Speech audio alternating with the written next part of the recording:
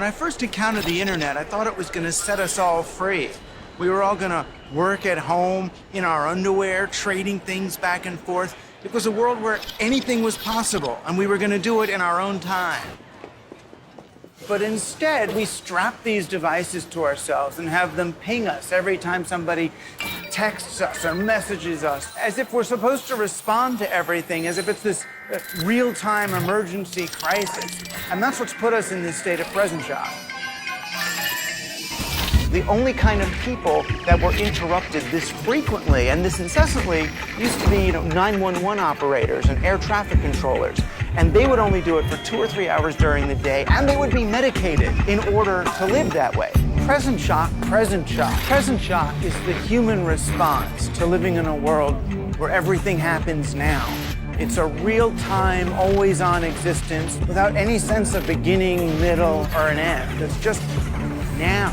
On the one hand, you could just go into the moment. You could have this kind of a Tao-like sense of peace, that here we are, I'm in the present. But most of us aren't there. Most of us are instead chasing this kind of false now of our Twitter feeds and our email inboxes, trying to catch up with the moment as if the present wasn't something we live in, but the present was something we had to grasp to. And the problem for us is the inability to be in touch with any of the natural rhythms that underlie our human experience.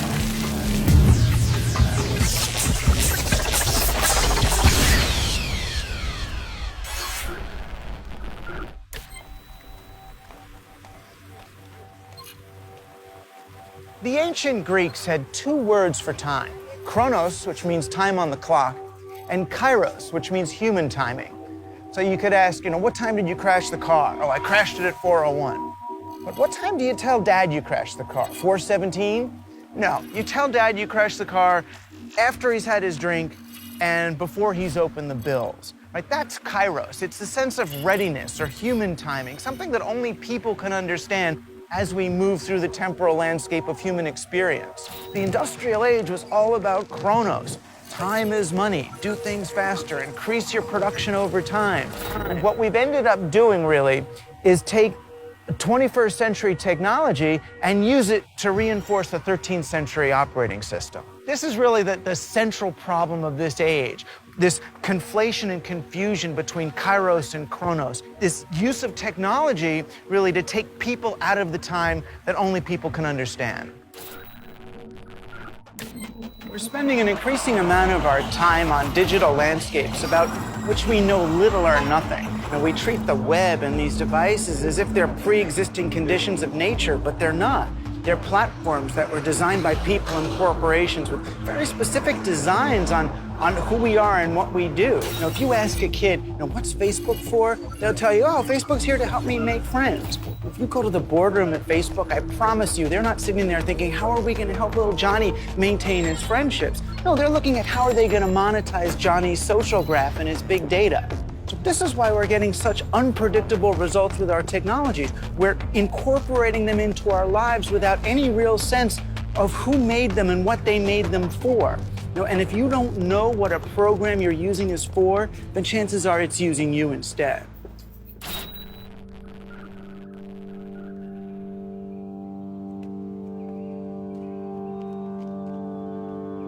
So I think the easiest way to contend with present shock is to embrace the present, find the present, explore and reify the rhythms that are informing who you are as a person and as a human organism just living on the planet. Most people don't realize that each phase of the moon corresponds to a different neurotransmitter in the body. With the first week of a new moon, our body tends to be dominated by acetylcholine, which is a very specific neurotransmitter associated with new ideas and making new friends and being open-minded.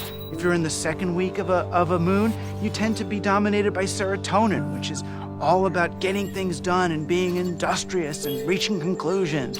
If you're in the third week, right after the full moon, you're dominated by dopamine. It's really the party neurotransmitter. You want to relax and enjoy people, not work, right? You're not about getting anything done. If you're in the last week of a moon, you tend to be dominated by norepinephrine. It's a very analytical chemical, one that's associated with organizing things, with moving above the situation and seeing what happens when, how do I sequence this, how should I plan my life, where do I put everything.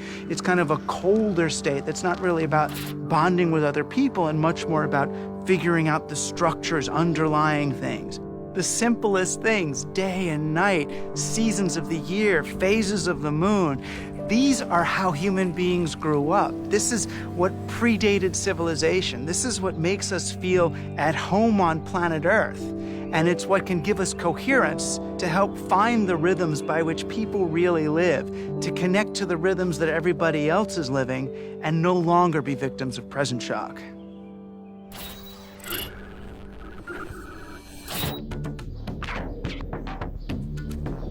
Now, present shock is disorienting, I get that.